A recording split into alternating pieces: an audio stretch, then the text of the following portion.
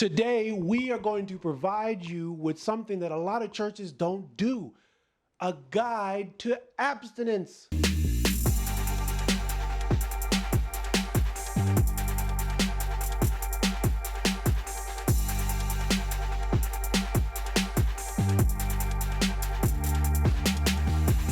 What's good? It's your boy Zachary Carroll, aka Pastor Z, and this is ChristianHood Talk, where we help you apply the Bible to all of life's craziness.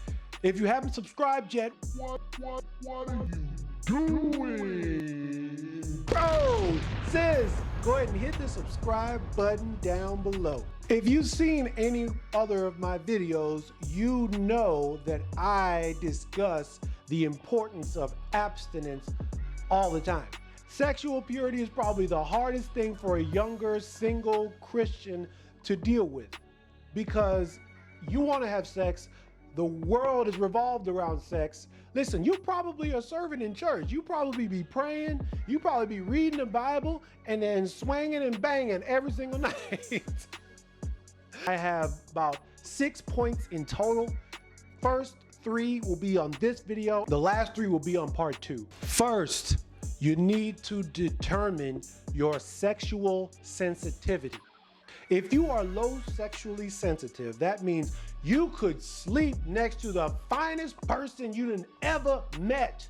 Y'all could be cuddling, sleeping next to each other, watching movies, just chilling, and just, oh, you're in amazing bliss. And you will not have a desire to have sex.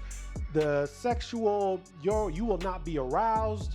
You will not be tempted to move towards intercourse. You are good. Kudos to you. We all ain't like that. When you have a high sexual sensitivity, oh yeah, you burning. Oh yeah. Life is tough and rough. And every time you turn around, you seeing somebody and you just can't get that picture out your mind. Okay, you can't be alone with somebody without trying to feel up on them, kiss up on them, touch up on them, do all that stuff. The point is, whether you are low or high, neither one of them is bad. Sexual desire is not a bad thing. Sexual desire is a gift from God that should be placed in the proper location.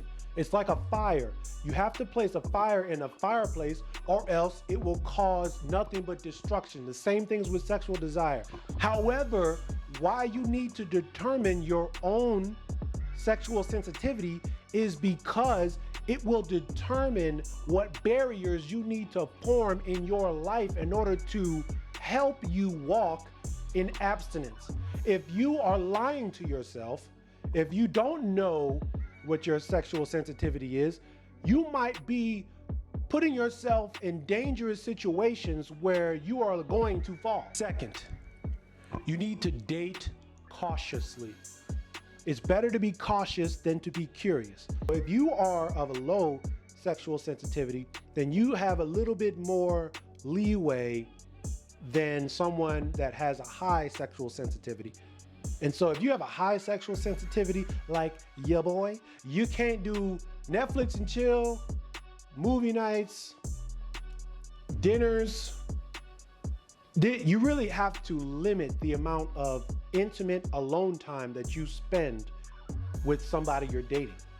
That is just the reality, because if you are by yourself, you're opening yourself up to that temptation. You need to figure out ways to keep yourself protected, to keep your purity protected. Instead of Netflix and chill, go out to a movie. Instead of dinner at your house or their apartment or whatever, them coming over to your apartment, go meet at a park, go to a museum, go to a cafe, go somewhere, get creative. You and this person should be getting creative. And it's definitely a red flag if you're talking to this person about your desire to be sexually pure and you're wanting to create strategies to learn more about each other and spend that time together that you should be spending together when you're dating, when you're in a courtship, and they don't want to play or they don't want to participate. This is probably some of the first opportunities that you two have to practice being a team, to practice having a goal and both parties working together to achieve that goal. The goal is sexual purity until marriage, not forever.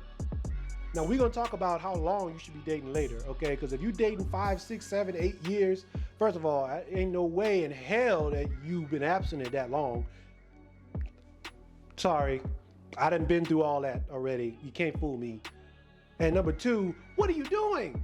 Proverbs 6:27-29 explains that who can put a fire in their lap and not expect to burn their clothes? Who can walk on scorching coals and not expect to burn their feet? You need to exercise wisdom and not put yourself in situations where you know or where you have a suspicion that you will fall. The third and final point for this part one is stop believing the lies. Please understand, the devil is the king of lies.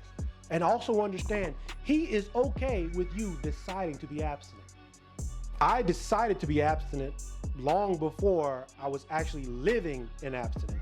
That's because I was not honest with myself and I believed the lies. Here are some of them. You can control yourself.